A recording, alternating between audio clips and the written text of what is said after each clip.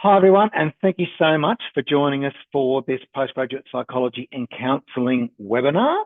We've got Kimberly Norris and Alison Matthews are going to be talking to us today about all things psychology and counselling, or postgraduate things about psychology and counselling anyway. I just want to quickly, just before we get into the content, I just want to take a moment to acknowledge the traditional owners of land across all of the places you're joining us from. Here at the University of Tasmania, that's often the Palawa Pakana people. Respecting Indigenous knowledge and perspectives is something this university is quite committed to, and something you'll see throughout your time studying with us. We acknowledge the Palawa Pakana of Lutruwita, the traditional owners of the land upon which we live and work. We pay respects to elders past and present. As the knowledge holders and sharers, we honour this strong culture and knowledge is as vital to the self-determination, well-being and resilience of their communities.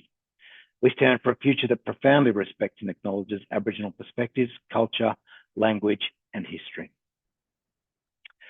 All right, so today we're going to cover the course overview and entry requirements for the Master of Professional Psychology, the Master of Psychology Clinical, Bachelor of Psychological Science with honours, and the Graduate Certificate and Graduate Diploma of Counselling, how to apply, and we will have a Q&A as well. Now, with the Q&A, at the bottom of your screen, there's a Q&A button. We will have some time at the end, but also feel free to ask questions about that particular section as we go along. We will take just a few minutes at the end of each section to try and answer some of those questions for you, so you don't have to wait till the end. But there will be a little bit of time at the end as well. So as I said before, we've got Kimberly Norris, Psychology Head of Discipline, and Alison Matthews, Senior Lecturer and Psychology Honours Coordinator. And Kimberly is going to kick us off with the Master of Professional Psychology and Master of Psychology. Thanks so much. Thanks so much, Dougal, and welcome everyone. And I'd also like to acknowledge and welcome any Aboriginal and Torres Strait Islander people who may be joining us this evening as well. So as already indicated, at least to begin with this evening, we'll be talking about the Master of Professional Psychology and the Master of Psychology Clinical, which are the two postgraduate psychology training pathways we offer at the University of Tasmania that lead to registration as a psychologist able to work in Australia. So I'll just get you to move to the next slide if you could please, Dougal. Thank you so much. Now, this is an incredibly complicated slide. It's the simplest we can make it because unfortunately the pathway to becoming a registered psychologist is complicated. There's a lot of study, but the really good news is there's lots of options along the way. So although many of you here have probably already completed or are currently completing an undergraduate degree in psychological sciences, to be eligible to apply for honours, which Alison will be talking about a little bit later, and then from honours move into a Master of Psychology Clinical or a Master of Professional Psychology, there's a couple of really important steps that you have to achieve. So the first one is complete an APAC accredited 3-year undergraduate sequence. Now, APAC is simply the accrediting body, and it must be an accredited pathway to be eligible to pathway through. So that's about 3 years full-time equivalent. Obviously, there are part-time options. You then progress towards honours, which, as I said, I'm going to let Alison speak in more detail about.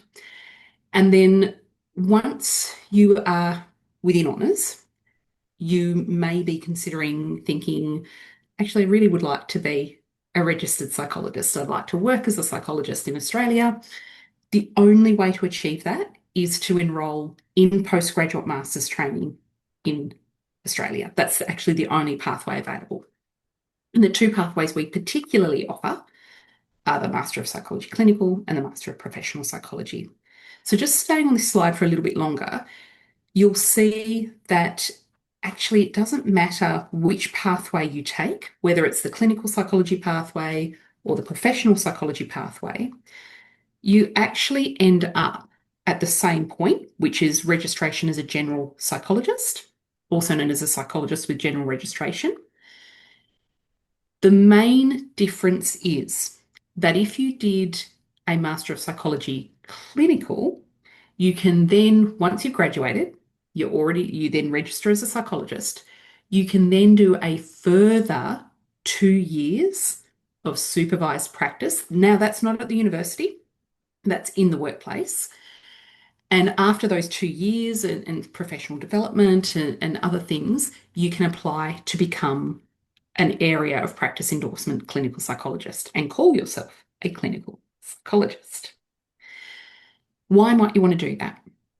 So, really, one of the major differences between somebody who has area of practice endorsement in clinical psychology and a psychologist with general registration is that clinical psychologists are trained to work with what we call the high impact, low prevalence mental health disorders.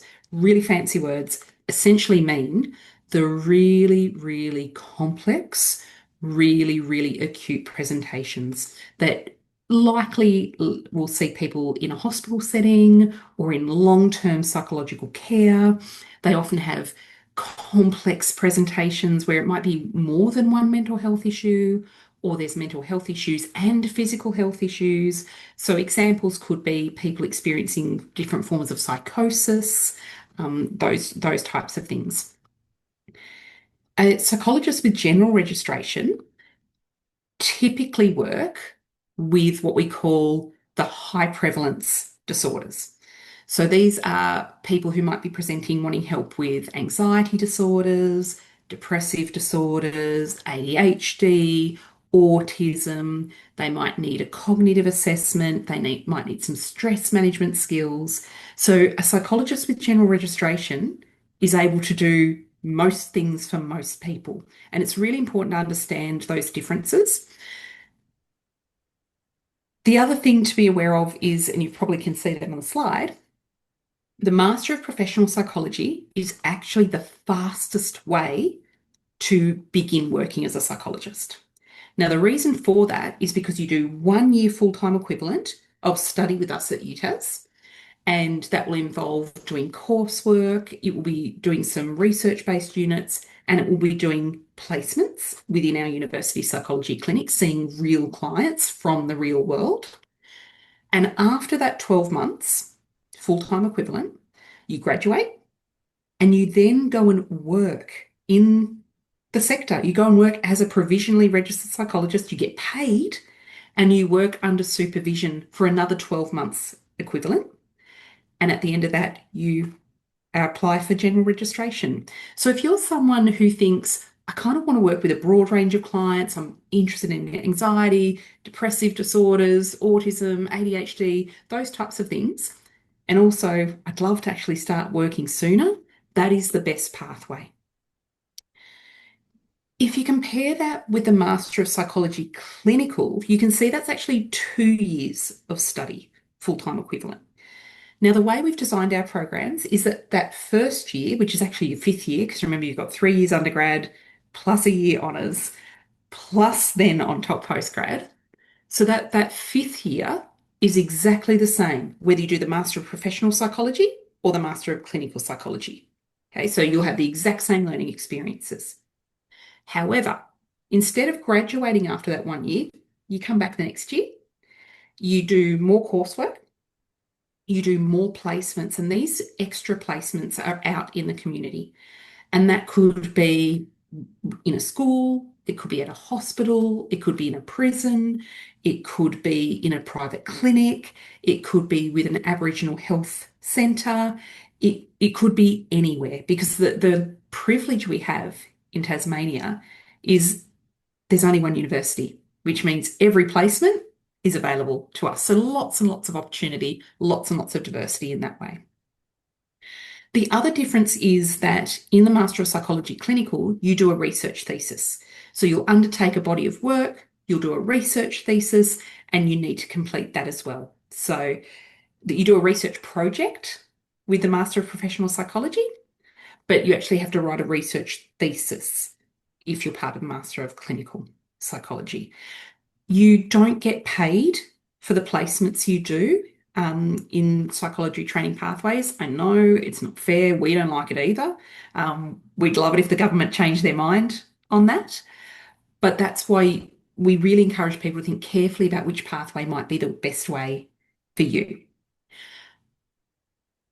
They're probably the big things I wanted to just show you on this slide. If you're happy to go to the next slide, please. Thank you. So, like I said, it's a complex system, and even to people in the psychology profession, it's a very, very complicated pathway to explain. But to be eligible to apply for entry to masters, okay, so how do I get into this? You must have completed an APAC accredited honours degree or equivalent. Now, when I say equivalent, it has to be an APAC accredited equivalent.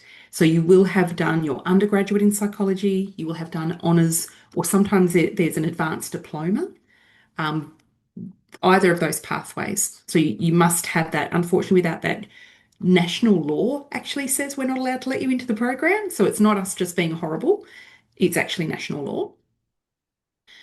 The application process is exactly the same, whether you're thinking about the Master of Professional Psychology or the Master of Psychology Clinical. And what it involves is, first of all, you submit a written application. And that includes, your academic transcripts, because there are actually even rules about your academic performance. And those rules are not set by the university. Those rules are set by the accrediting authority.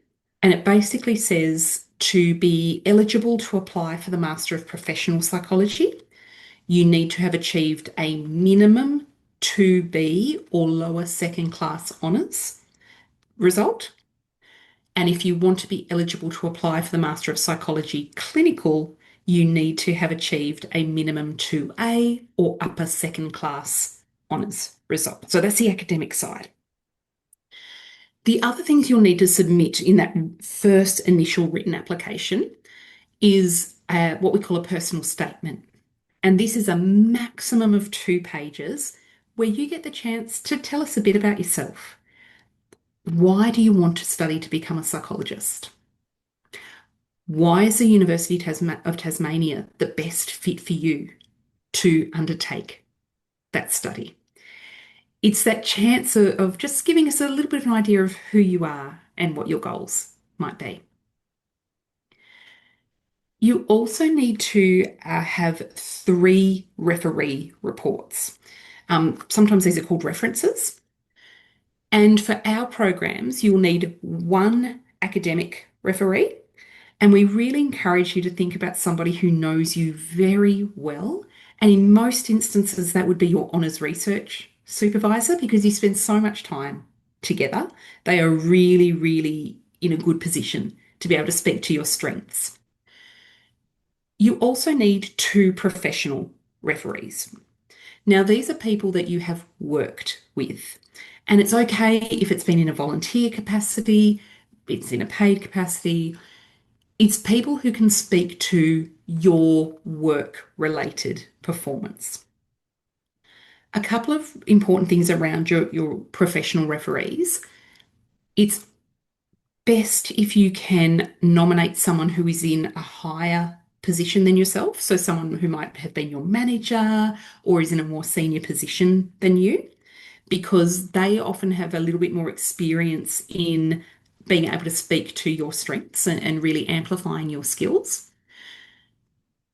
If you are worried, but I've never worked as a counsellor, I've never worked in mental health before, I've been working at a bank or I've been working in a hospo, that's fine. Any job where you've had to deal with another human shows that you've developed some skills that would be relevant for your application. So please don't overthink that part. There's lots of rumours that go around, and I can't speak to other programs. I can simply speak to ours and say that you are able to talk to work performance, even if it's not in a specific field relating to mental health. Now, with these referee reports, because they are private, because they are confidential, you actually have to go onto the what's called the referee portal, you do need to create an account. And once that account is created, you put in the information, including the email addresses of the people you would like to be your referees. Those people are then sent a link that invites them to complete the form, and then we are able to access the form. A couple of things.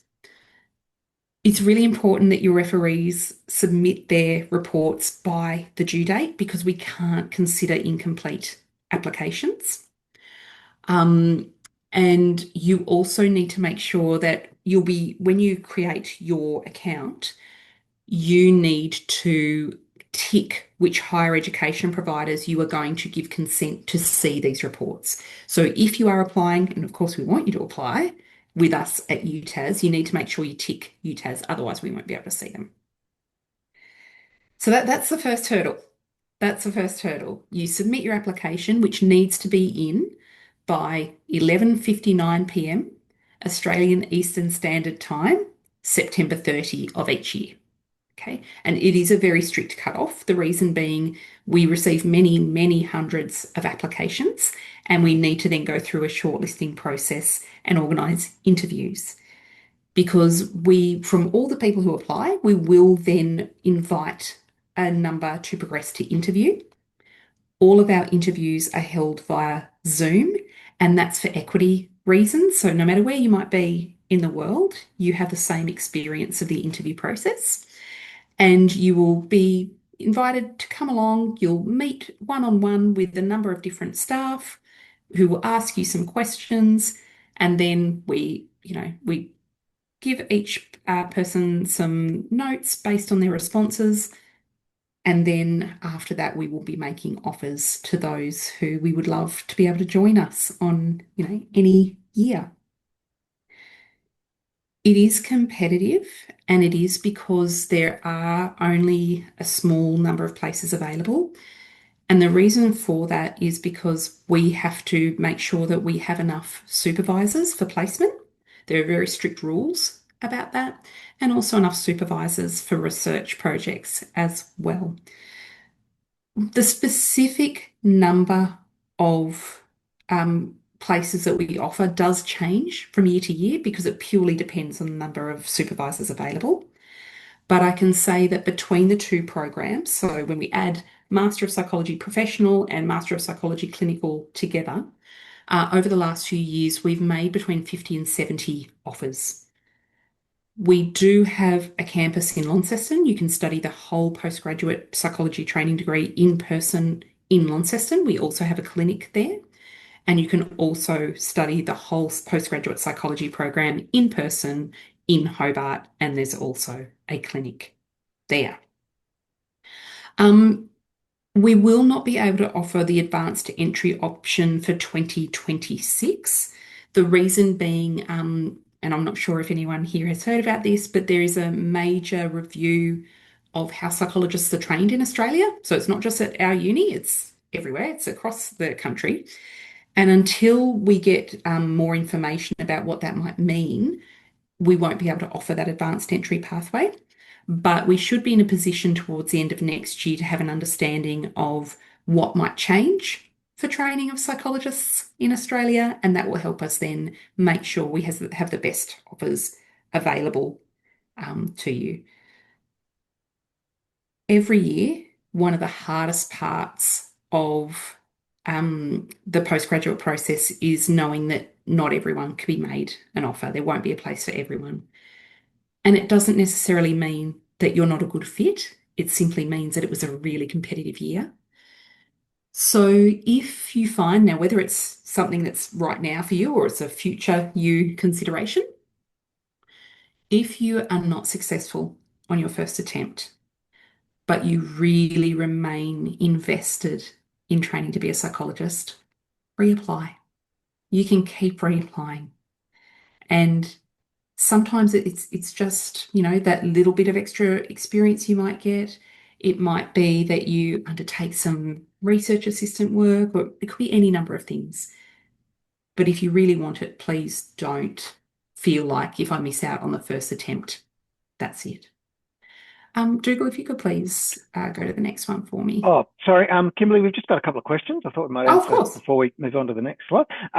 Is Masters of Professional based in Tasmania on campus? And what does that look like for online studies?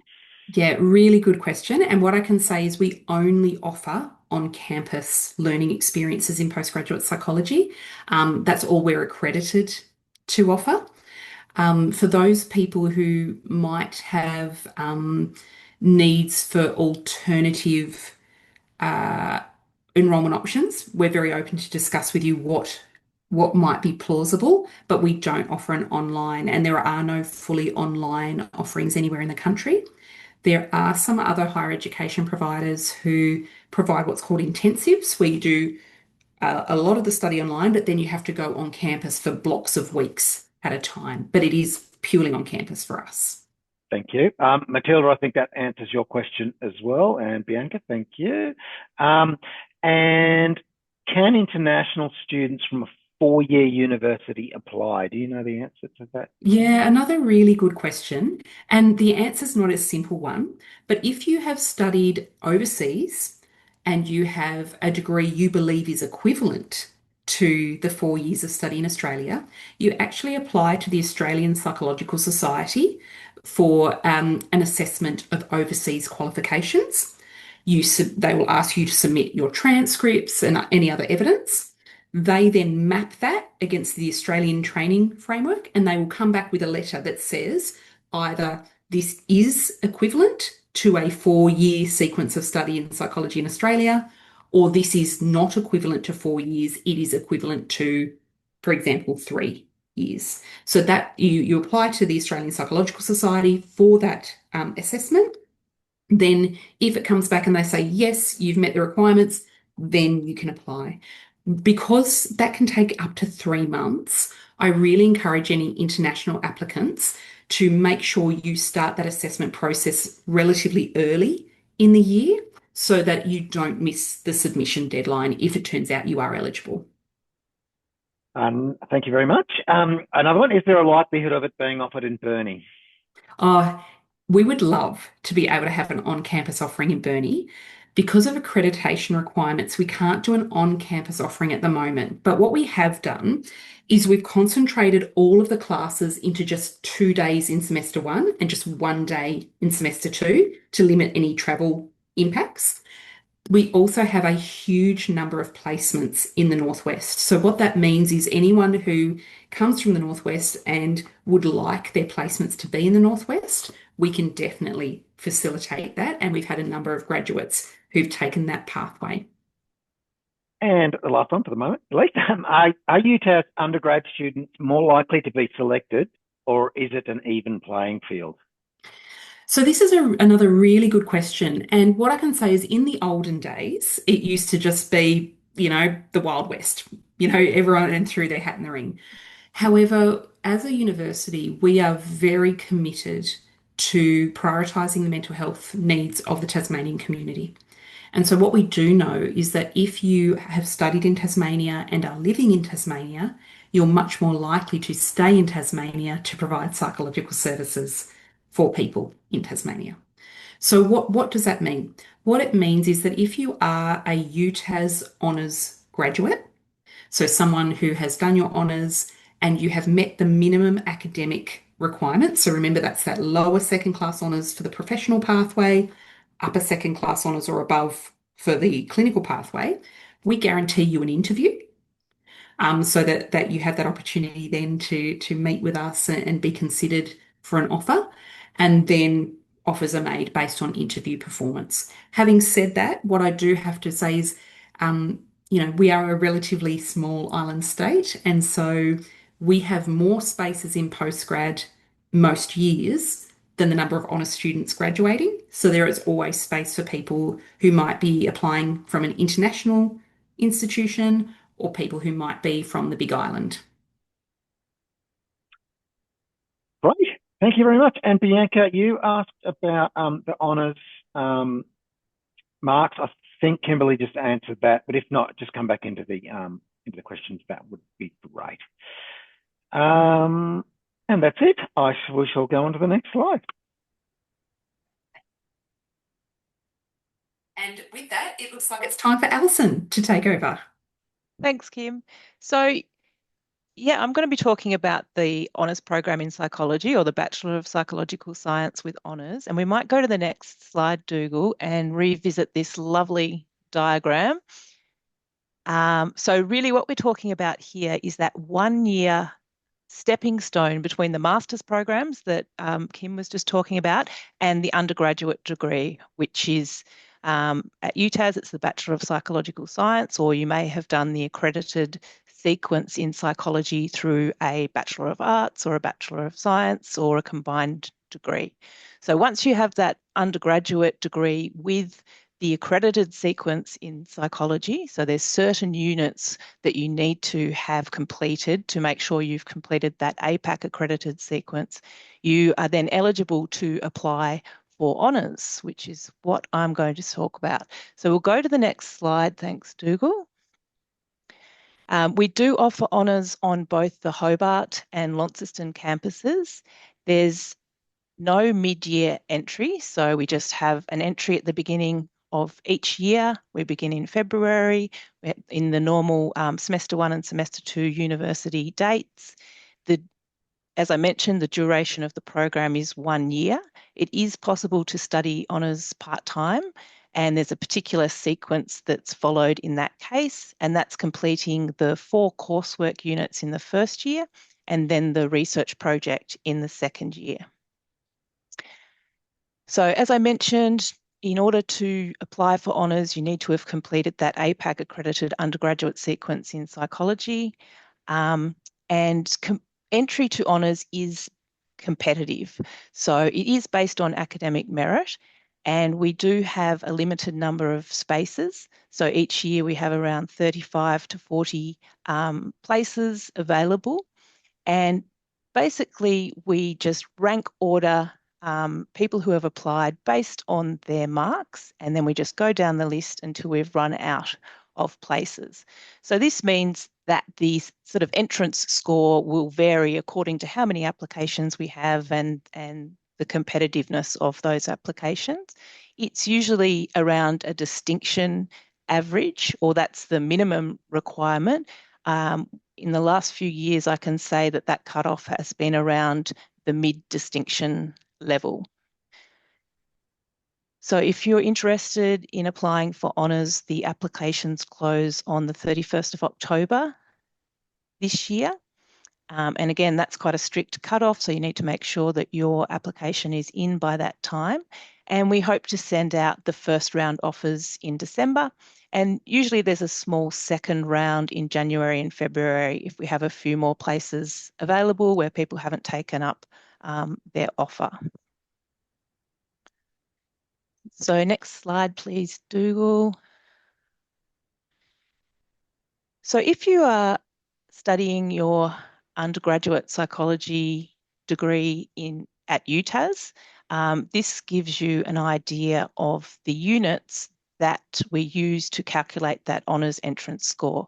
So it's actually the second and third year units in the accredited undergraduate sequence. So that's the ones within the box shown on this slide. So there's 4 second year and 4 third year units. We just take the average mark across those 8 units, and as I mentioned, we go down the list. So there's no interview or reference requirements for entry. It's based solely on these marks. If you are an external student, so you're coming from another university, we calculate a similar GPA that's averaged across your second and third year units that you've done within your degree. Next slide, please, Dougal. Thank you. And just to give you an idea of what our honours program looks like, we have 4 coursework units, and they're worth 50%. And then we have the 50% research project. And I mentioned if you're doing it part-time, you complete those coursework units in the first year. So I think on the next slide, I've got some more information on the research project, because people are often interested in how they are allocated to a particular research project. So this is something that you do for the full year. It's a big project, and basically we have a range of different supervisors available. They put up some projects in their particular research areas, and you'll learn about those via Milo, or our online system, prior to O Week in February. And then you'll have an opportunity to email some of these supervisors and chat to them. And then we actually have a great day in O Week where you can come along in person and meet these supervisors and talk to them about the projects that they have available. And then you provide some preferences for which projects you would like to work on or which supervisors you'd like to work with. And then based on those preferences, we allocate people to a particular supervisor. And we advise students of those in week 1. So we can't really make any guarantees until that time. It's a bit of a numbers game, but we can say that you will receive one of those supervisors that you've preferenced and that you would be happy to work with. Next slide, please.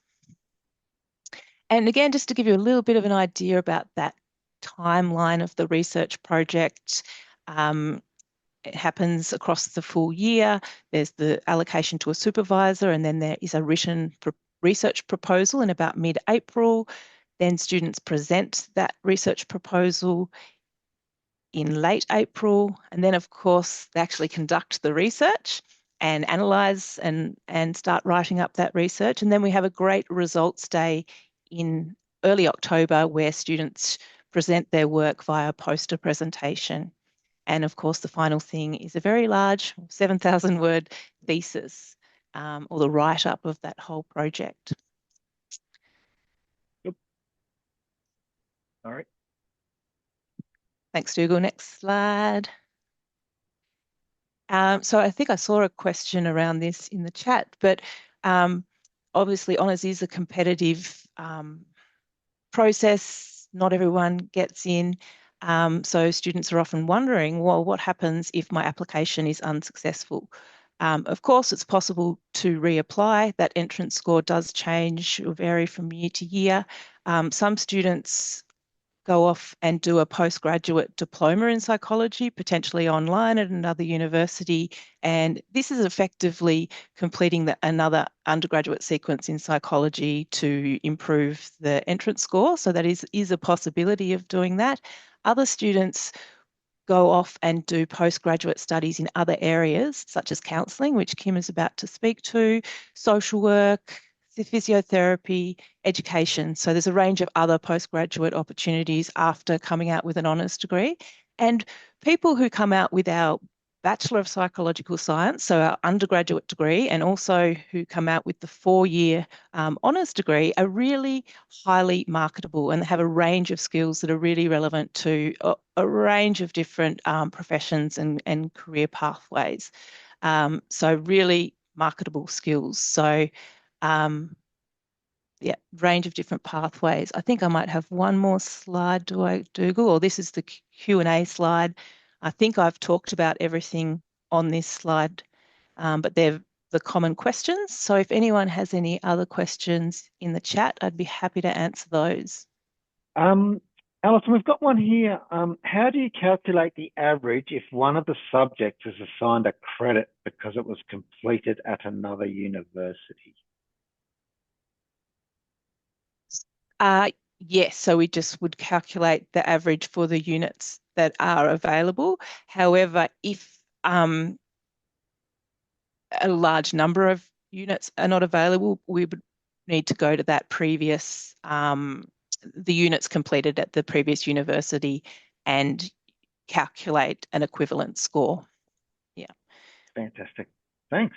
That's all the questions we have at the moment. So I think it's on to the graduate certificate and graduate diploma of counselling. Is that back to you, Kimberly? It is back to me. Fantastic. Thank you so much. And I'll get you to flick to the next slide, if you could, please. Thank you. So we offer both undergraduate and postgraduate counselling degrees at the University of Tasmania. Our undergraduate offering is the Diploma of Counselling, It is a 2-year part-time degree. It involves 8 different units of study, and it is primarily an online degree, so it's really flexible in that way. And you'll be introduced to really important theories and ethics of counselling, as well as starting to develop some of those foundational counselling skills.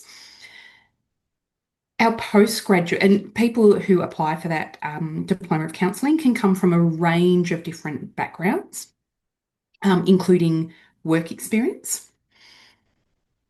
To be eligible to come into our postgraduate counselling offerings, there are some, if you like, greater requirements purely because it is at that postgraduate level of study.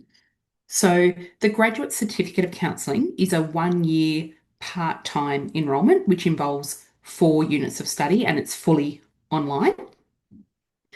And our Graduate Diploma of Counselling is 1 year full-time, although I will say that a lot of applicants undertake this part-time because they're working at the same time. It's 8 units of study, and it's also fully online. And an important thing to be aware of is if you complete the Graduate Diploma of Counselling, you're actually eligible to register with the Australian Counselling Association. So you can join a professional body that recognises your skills and your qualifications. And we are finding that in some employment contexts, that professional registration and professional association is quite important. In that postgraduate space, generally speaking, you are required to have completed a previous undergraduate degree in a health-related field. So that could be psychological sciences. We'd love it if it was, but it might be in another health discipline. You might have done a social work undergraduate degree, teaching, nursing. All of these are equivalent and gain you immediate entry to either the Graduate Certificate or the Graduate Diploma of Counselling. If you have completed your honours in psychology, you are able to go straight into the Graduate Diploma of Counselling.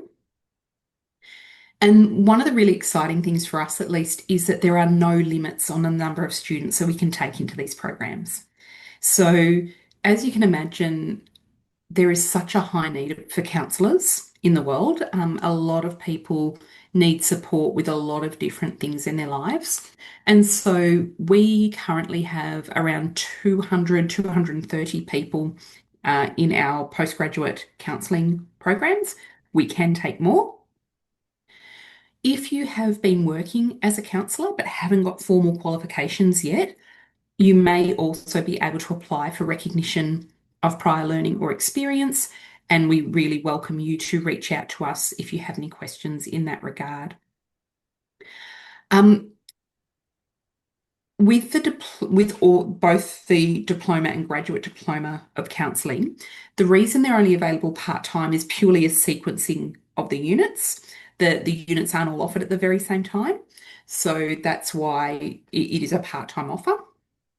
But otherwise, as I say, particularly exciting for us is we have a lot more opportunity to make offers to people. And the application timelines for these counselling programs is actually a lot longer. So in the undergraduate diploma, obviously the sooner you apply, the better, because then we can confirm your application and you can be ready and raring to go.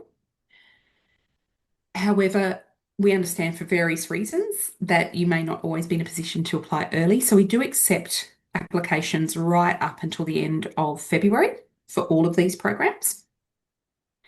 Something popped in and out of my head around that. There it's back.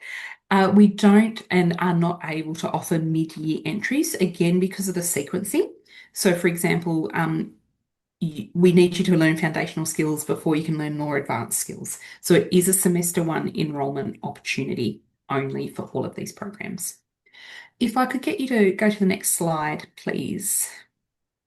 Oops, Thank sorry, you. gone too far. Have I? Is that right? That's the one. Right. So again, tricky, complex pathway, but for those who really value the visual component, you'll see what, basically pathways I've just verbally explained. If you do that undergraduate diploma of counselling, you can exit with an amazing skill set to help you understand human behaviour in a range of different contexts. You can move into the Bachelor of Psychological Science and get credit because there is some overlap in the subjects taught between those two degrees, which you can kind of understand. And so you can come into the Bachelor of Psychological Science, get credit for the units already studied, and progress through that pathway. Or if you've got relevant work experience or a non-health related degree, then you can come into the Graduate Certificate of Counselling, and you can either move out from there or you can move into the graduate diploma. But to get that direct entry into the graduate diploma, you can see that you do need that Bachelor of Psychological Science or other health related degree. And it's from that graduate diploma that you are then able to register with the ACA, the Australian Counselling Association. Next slide, please, Dougal. So why would you study counselling? If you hadn't thought about it already, there are so many reasons, but here are some really common ones. When we speak to our counselling students and our counselling graduates, these are the types of things they talk about. So the development of a complementary skill set. So this is where perhaps people won't necessarily want to work as a counsellor, but they really value counselling skills as part of another career. So, for example, we have a lot of teachers and nurses who actually want to continue in those careers, but recognise a formal counselling qualification will really enhance their skill set in those domains. So it's very common to welcome those types of people to study. We see people managers, so people who are responsible for overseeing the work of others, can really gain benefit through people management skills. So, for example, we have a lot of students from professional backgrounds such as IT who've recently been promoted or undertaken a management role, and they've recognised that their existing degree and qualifications haven't really equipped them to work with people in that type of managerial role, and the counselling program can help with that. Obviously, supporting others, improving their quality of life, building capacity of the mental health workforce as a pathway to becoming a registered counsellor or maybe towards studying psychology. But also, and I think really importantly, to understand yourself, to understand your own challenges, to learn more about yourselves, improve your quality of life. And I think that that's a really fantastic outcome as well, not just for those around you, but in and of itself. If we could go to the next slide, please. Thank you. The reason we've included this particular slide is we really frequently get asked, well, what's actually the difference between psychology and counselling? We've got at least two questions in there asking that very question. Perfect. Look, here's a response answer we prepared earlier. So the reality is psychologists and counsellors work together so often to provide support to the same clients. And I can tell you, so I'm a clinical psychologist, and I can tell you now that I work with a range of counsellors with different clients because we work on different aspects of providing support. But if you had to make a really, if you like, a really generalised distinction between the two, counsellors work with people experiencing everyday life stresses, who need support with developing coping skills, who need that support and particular, supportive counselling.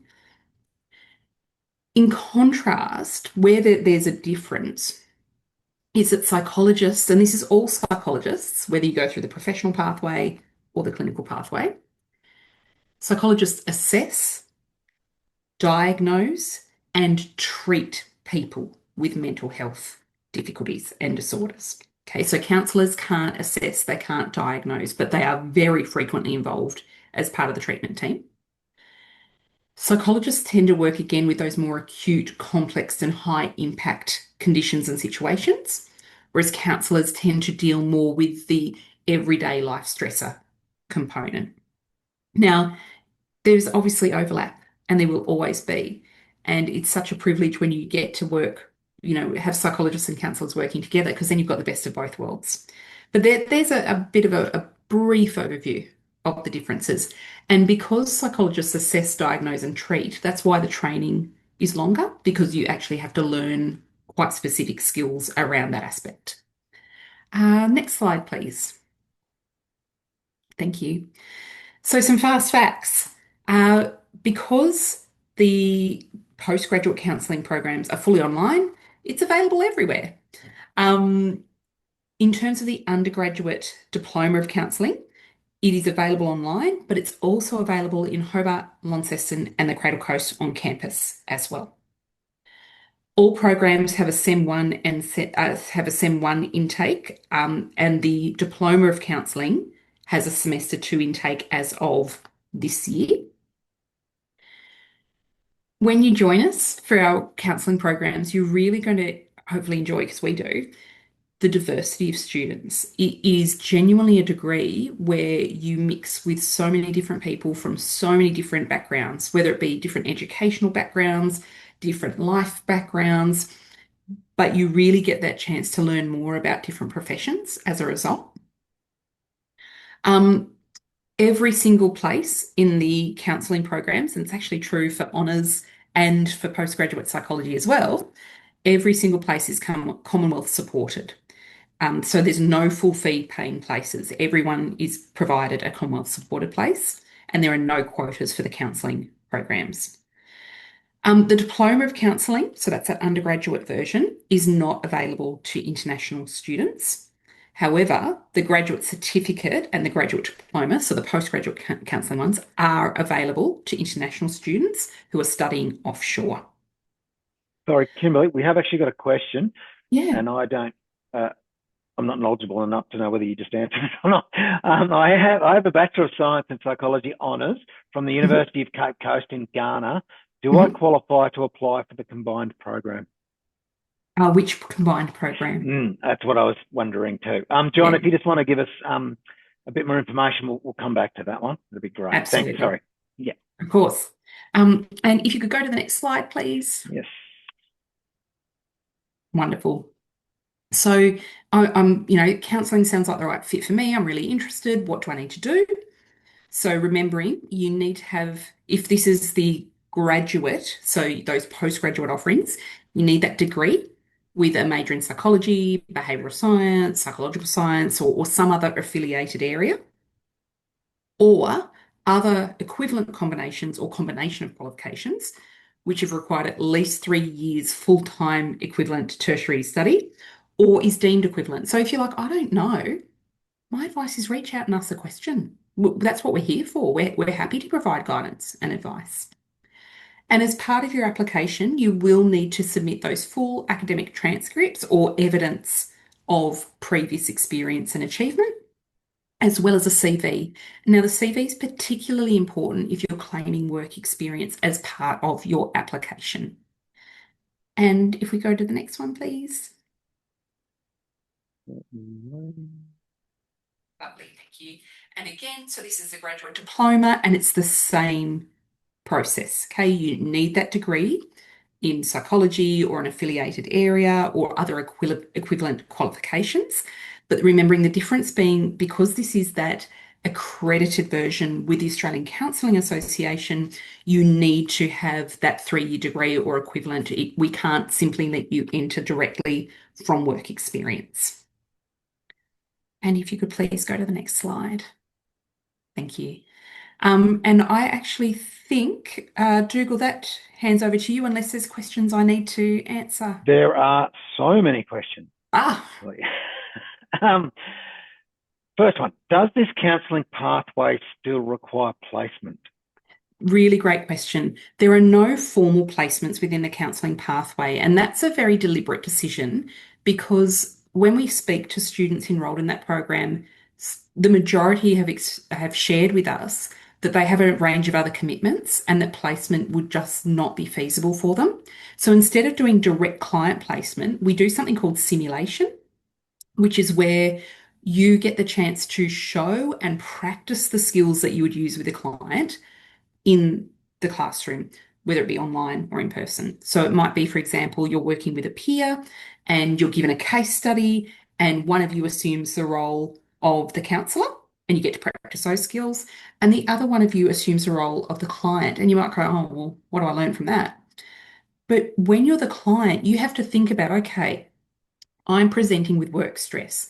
What are the common signs of work stress that I need to explain to the counsellor? So you're actually reinforcing your own learning through that experience of role playing the counsellor. You also get to role play with staff and watch staff role play skills as well. So while there's not a direct placement with real world clients, there is lots and lots of opportunity for you to practice the skills and get feedback on your skills as well. Next question. Will UTAS also look at creating study that allows PACFA accreditation as well with the grad diploma? That's a great question. We are currently in discussions with PACFA around their accreditation requirements because they've actually been reviewing their accreditation standards for a bit over 12 months. So we're waiting for them to finalise that, and then we'll be having discussions with them because one of the barriers in the past has been that PACFA has insisted and required on direct client experience.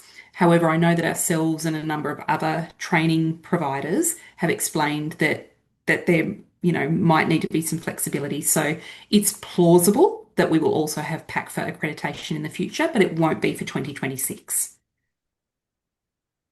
Are there any scholarships or government initiatives available for studying? I can probably answer that to some extent. Almost certainly. Calandra, if you go to the UTAS website, there's a scholarships page. Most of the scholarships are open now and they'll be open until the 31st of October. This is the season for scholarships. So I would have a look there first. There's over 200 scholarships, so have a good look. I don't know if you have anything to add to that, Kimberly.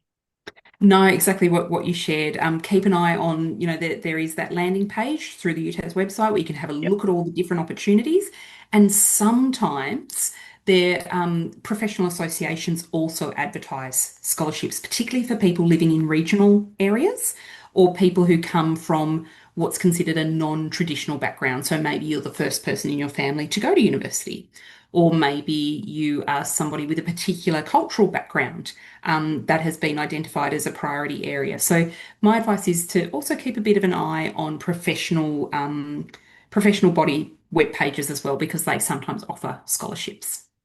Just a hint too, if you are applying for the UTAS one, make your application personal. They love that. Like anything you'll see there's 5 categories usually, and try and relate it back to your personal circumstances, no matter what they may be.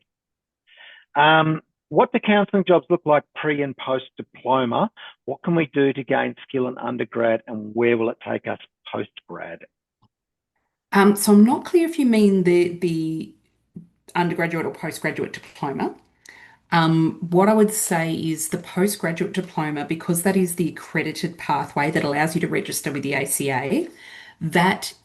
We are finding that is a preferred pathway by a lot of employers because they recognise the value of having that professional accreditation. In terms of what can I do in undergrad or even postgrad to further develop my skills, there's a lot of both paid and volunteer positions that are available. A really common one would be, for example, Lifeline, but there are such a vast range of particularly telehealth services that are always very, very interested to recruit people and train them to provide support. Similarly, in your local area, there will be some face-to-face offerings, and sometimes that's, for example, in a needle exchange program, or it might be within a school context, or it might be working with people who are living in a residential facility. So, for example, older people. So it's limitless. There are so many opportunities, and again, sometimes it's about keeping your eye on traditional recruitment pages, but sometimes it's also about taking that bit of a positive risk and reaching out to someone and saying, I'm really interested in joining your team. What opportunities might there be? Now, I'm so sorry. Someone asked a question about whether they can book a one-on-one appointment to discuss something with someone in the department specifically. Sorry, I'm not very technically good at these things, and I got rid of the question. But if you email future.students@utas.edu.au, we'll get back to you. Next question. I have a teaching bachelor. Would a graduate diploma in counselling allow me to work as a counsellor, or could this graduate diploma lead to a master pathway later? Yeah, the graduate diploma absolutely will allow you to work as a counsellor. It is a recognised pathway. And if you wanted it to, it is also a pathway to a Master of Counselling as well. Beautiful. Is it still necessary to get your international bachelor's degree approved by the Australian Psychological Society before you can apply for the graduate? It depends what program. If you're applying for honours or postgraduate psychology, yes, it's absolutely required. And again, that's a national law component. But if you're referring to counselling, no. Thank you. Could you please go a little further into detail about what comes after the diploma of counselling? Can I go straight into the graduate diploma in counselling? Providing you obviously have passed the undergraduate diploma of counselling. Yeah, sorry, after completing the diploma in counselling, that is. Sorry, that was added. Yeah. Yep. So as long as you've done that, now to be eligible to come into that postgraduate space, because you won't have met the 3-year full-time requirement, what you'd need is either evidence of relevant work experience or another degree. Now, the other degree doesn't have to be health related. It could be IT, it could be engineering, it could be anything.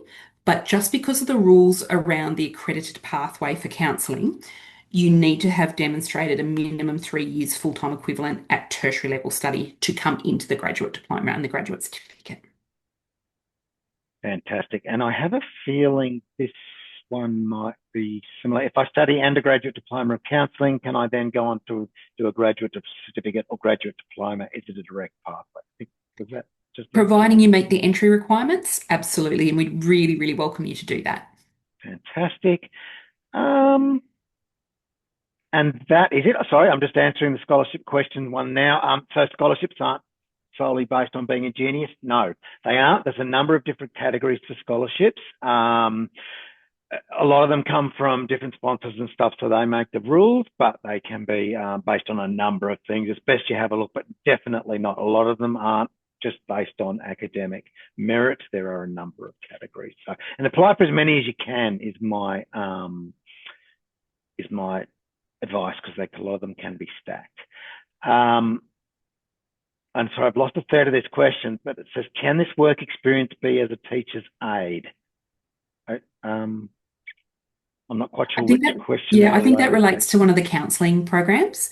Right. Absolutely. And what you would do if you've been working as a teacher's aide, as part of your application and CV, you describe for us the specific skills and activities you've been doing in that role of teacher's aide. And I would argue that actually sometimes a teacher's aide is doing more relevant counselling related work because you do a lot more of that one-on-one and support type work. But yes, absolutely, we would consider that as relevant. You just need to spell out for us so that we can, if you like, tick the box that we need to tick. We just had Sam say that instilled hope I didn't have previously. Thank you. So that's good. Very nice. Does the undergraduate diploma count towards the 3-year minimum study requirement for postgraduate? Yes, for the counselling, it absolutely does. Lovely. Thank you so much. Can we email Kim directly if we have further questions, please? You can, absolutely. In all honesty, to make sure that your email doesn't get lost, my suggestion would be to email future students, because then they can do extra follow-up and make sure I receive your email and that you get responded to in a timely way. It also goes into the CRM then, and we That's can right. track it. We know what's been sent on. I imagine that the future students' email will actually be in the email we send you at a later date, because we will send you an email probably about a week after this webinar with the recording of the webinar, and it will probably have that information in it as well. But otherwise, future.students@utas.edu.au. Can you give some examples of jobs that would be classified as in the field for experience to get into the graduate diploma? I can't probably rattle off everyone, but some of the examples that have already been shared include being a teacher's aide, teacher, nurse. Sometimes we've had people, phlebotomists, so people who draw blood. We've had managers. So we've had, for example, people who've been managers and they've talked about how they have developed skills, done relevant work experience. A lot of social work people will apply as well, and that's obviously very relevant. Speech pathology, pretty much anything in allied health. Um, they're probably the ones that Aboriginal health workers. They're probably the ones that immediately spring to mind, but please be reassured it's not an exhaustive list. And again, if you're not sure, please don't hesitate to reach out via that future students email, because that way, we can really specifically answer, yes, that absolutely is relevant, or can you tell us a little bit more? Or sadly, it's not, but this is something that's related. Could this maybe be another avenue for you to pursue? What about case manager mentoring? Do they count? The case manager, absolutely. Absolutely. And mentoring, again, it depends on the nature of the mentoring. You'd have to demonstrate that it's a little bit beyond simply business-based mentoring, for example, or academic mentoring. And you need to help us understand the context where you're attending to somebody's broader experience and broader well-being. But it's very, very likely, yes. We've got two more questions, and I think we're going to have to wrap up.